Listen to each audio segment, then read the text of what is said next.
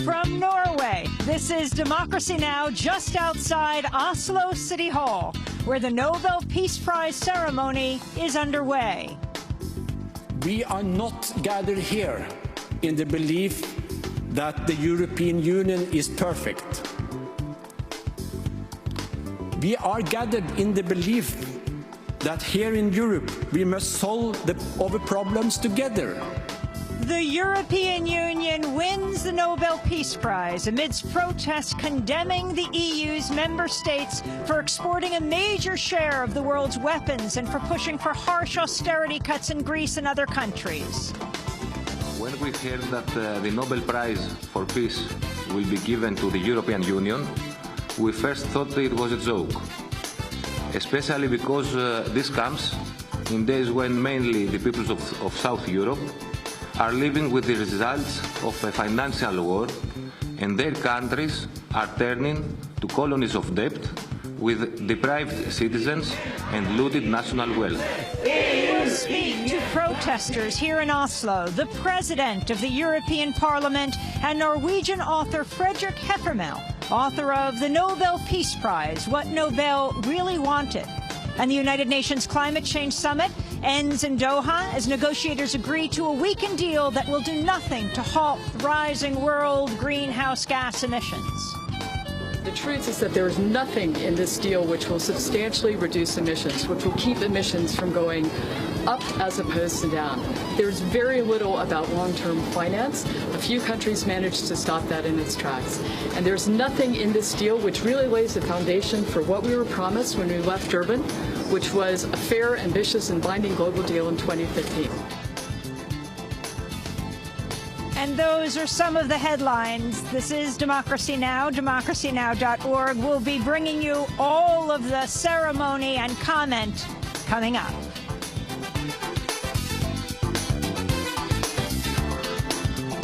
This is Democracy Now!, democracynow.org, the War and Peace Report. We're in Norway, broadcasting outside Oslo City Hall, where the Nobel Peace Prize ceremony is underway. First, we go to headlines. The political crisis in Egypt is deepening as critics of President Mohamed Morsi have continued to reject his bid for a referendum on a draft constitution by an Islamist-dominated panel. Morsi has given the army the power to arrest people and ordered them to protect state institutions ahead of the vote set for December 15th. At least 7 people have died in clashes. Hundreds of thousands have taken to the streets since Morsi granted himself sweeping powers in a decree last month. Morsi attempted to appease the mounting turmoil Sunday by rescinding most of the decree's provisions. But the move has not stopped his opponents from calling for a fresh round of mass protests starting on Tuesday. The head of Egypt's lawyer syndicate spoke on behalf of the main opposition group on Sunday. The National Salvation Front announces its complete rejection of the referendum scheduled for December 15th, and it asserts its rejection of a referendum that is sure to increase strife and divisions.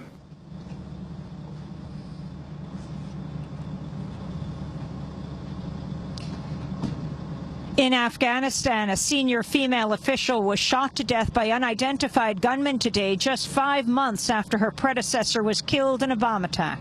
Nadia Siddiqui, acting head of the Women's Affairs Department in an eastern province, was killed on her way to work. Her son told Reuters authorities had repeatedly ignored her request for protection, fueling concerns the government's disregarding the safety of female officials. In a separate attack on Monday, the police chief of another province was killed by a roadside bomb. The New York Times says the Taliban has stepped up their targeting of Afghan officials in recent years, with UN data showing more than 300 people were assassinated last year, the most since 2001. Meanwhile, a U.S. service member was killed Sunday in a rescue mission that freed a captured doctor, becoming the latest of at least 385 international troops to die there this year. In other news from Afghanistan, a new report says the U.S. military has detained more than 200 teenagers at a prison near the Bagram airfield, accusing them of being enemy combatants. The U.S. report submitted to the United Nations says most of the young people, around 16 years old, have been detained for average stays of a year in order to, quote, prevent a combatant from returning to the battlefield. Some critics say the alleged combatants are as young as 11 or 12 years old.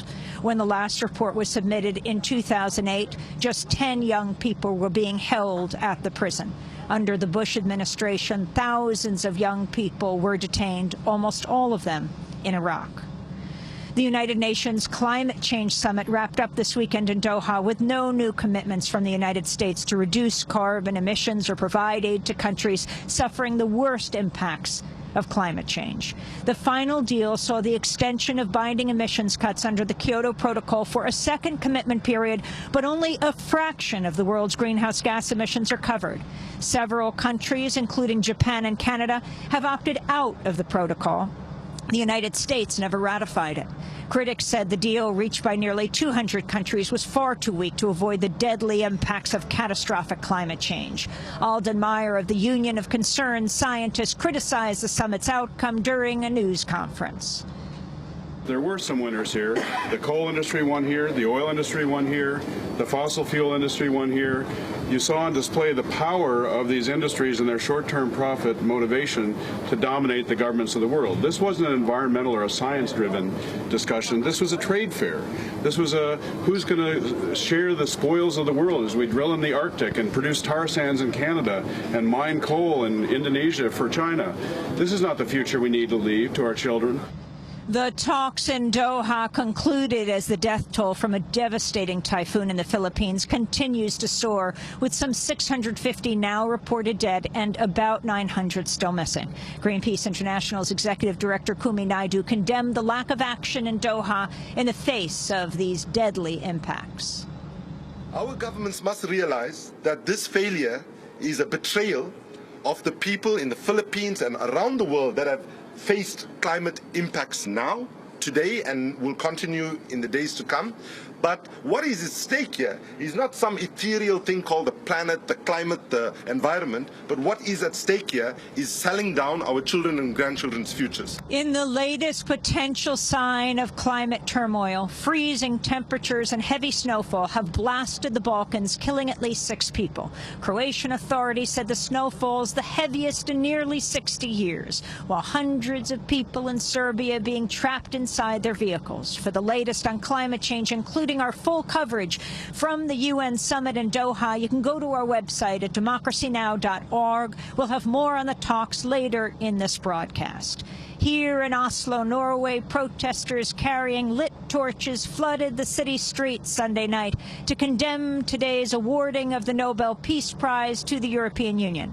They criticized the EU for demanding harsh austerity cuts in Greece and condemned its member states for exporting a share of the world's weapons. The EU is receiving the award for its historic role in uniting the continent, but the selection has been controversial, with critics saying European arms sales and use of military force, including support for the wars in Iraq and Afghanistan, are in direct violation of Alfred Nobel's will.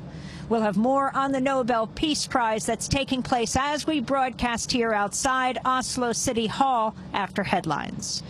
Venezuelan President Hugo Chavez has announced he's returning to Cuba for more cancer surgery and endorsed Vice President Nicolas Maduro as his potential successor if he's unable to continue leading. Maduro is a former bus driver and union leader who previously served as Venezuela's foreign minister. Chavez was expected to make the trip back to Cuba on Sunday after saying his cancer had returned. President Obama met with House Speaker John Boehner Sunday for talks aimed at avoiding the so-called fiscal cliff of spending cuts and tax increases. The meeting comes as a rising number of Republicans are suggesting the party should heed Obama's call for higher tax rates for the wealthiest Americans in exchange for potential slashes to benefit programs. Speaking on Fox News Sunday, Tennessee Senator Bob Corker suggested Republicans should concentrate on cutting so-called entitlements, such as Medicare and Medicaid. A lot of people are putting forth a theory, and I actually think it has merit, where you go ahead and give the president the 2% increase that he's talking about, the rate increase on the top 2%. And all of a sudden, the shift goes back to entitlements. 5 people are dead after a gunman opened fire on a Native American reservation in Central California. Hector Celaya killed his mother, her 2 brothers, and his 8-year-old daughter, Alyssa. He also wounded Alyssa's brother and sister. Celaya was attempting to flee with his 2 daughters when he was fatally injured in a shootout with police early on Sunday. The U.S. Supreme Court's agreed to take up the issue of same-sex marriage by hearing 2 cases challenging federal and state laws that restrict marriage rights. One case challenges California's same-sex marriage ban, Proposition 8, while the second concerns the Federal Defense of Marriage Act, or DOMA, which denies federal benefits to married same-sex couples. 9 states and Washington, D.C. have legalized same-sex marriage, including 3 of them by popular vote during last month's election. On Sunday, scores of same-sex couples in Washington state got married on the first day it was legally allowed. Newlywed Jesse Page was among them. To celebrate the love that we have for one another, not only through our families and friends, but also through the court system in Washington state. It's an exceptional opportunity to have everyone here to recognize it. But our union is really, truly between each other. The documentary Harvest of Empire, based on the book by Democracy Now!'s Juan Gonzalez, has won an award for the best use of archival footage at the International Documentary Awards ceremony in Los Angeles. The film uses rarely seen archival material to reveal the direct connection between the long history of U.S. intervention in Latin America and today's immigration crisis. Other winners included The Island President, about ousted Maldives President Mohamed Nasheed, in a special environmental category, and Searching for Sugar Man, about the musician Rodriguez, for Best Feature. And those are some of the headlines. This is Democracy Now!, democracynow.org, the War and Peace Report. I'm Amy Goodman, and we are broadcasting in the freezing cold from Oslo, Norway, just outside Oslo City Hall, where the 27-member European Union is being awarded this year's Nobel Peace Prize. And thanks so much for watching this report from Democracy Now!, your daily independent global news hour. We don't accept advertising or corporate funding, but rather rely on donations from viewers like you. Please make your contribution by visiting democracynow.org. We need your support today to keep bringing you this hard-hitting, in-depth reporting.